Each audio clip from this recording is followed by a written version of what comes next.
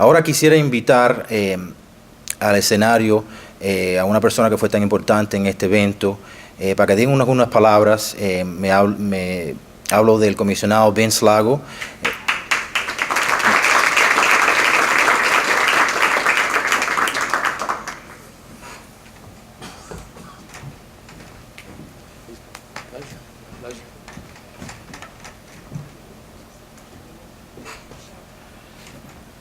Good evening.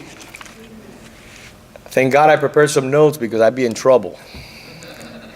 When you have to follow up the congressman and his act. Not an act. What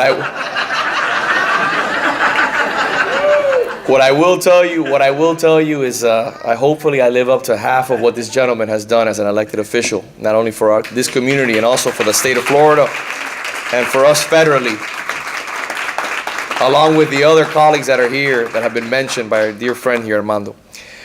So I'm just going to give you a few quick words because I don't know if my father is still here, but I have my lovely wife here and my 2 daughters.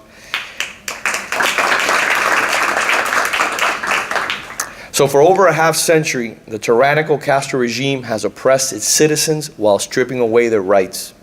Freedom of speech, assembly, and press is non-existent in Cuba. There are no elections, nor is there political or economic freedoms. We are fortunate that America is a land of opportunity and liberty, a nation where everyone, regardless of race and ethnicity, gender, religion, sexual orientation, or political affiliation, can freely express his or her ideas, beliefs, without fear of governmental repression or retaliation. As Cuban immigrants rescued by Operation Pedro Pan, my parents never for a moment took their civil liberties in America for granted, because they knew what life was like without them. As leaders of the free world, we should encourage all governments to embrace liberty. A special thank you to Cuba Decide, which embraces principles such as truth, love, and liberty, the support of freedom of speech, and recognizes the importance that everyone should have to be able to voice, and specifically those who are oppressed in Cuba. Cuba Decide works to create a liberty-free environment of equality and opportunities. They work toward restoring democracy where citizens are free to elect their government officials and vote.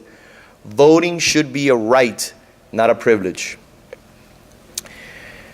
We are also honored this evening, and it's a true honor, to be in the presence of Honorable Secretary General of the OAA, Luis Leonardo Almagro Lemes, a lawyer, a diplomat, and a politician.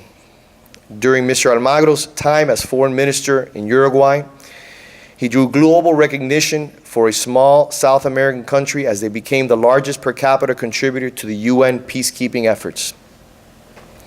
We need organizations and leaders like the Secretary to push towards equal rights and liberty of all humanity.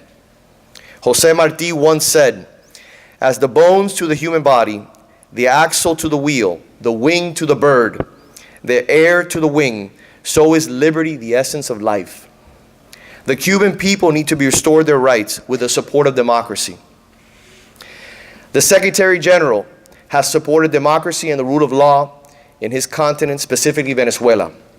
We are proud to have him here with us today to support the cause of freedom in Cuba.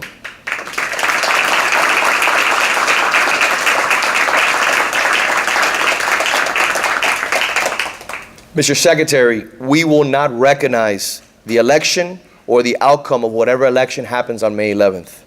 Para Cuba es hora.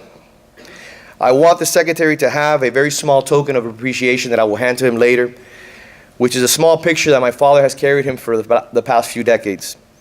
And that is of the Apostle Jose Marti, a man who gave his life for the freedom and preached love over hate for all mankind.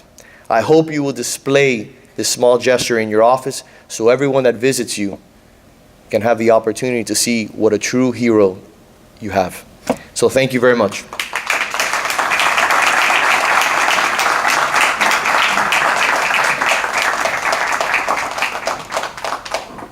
Small token, small token.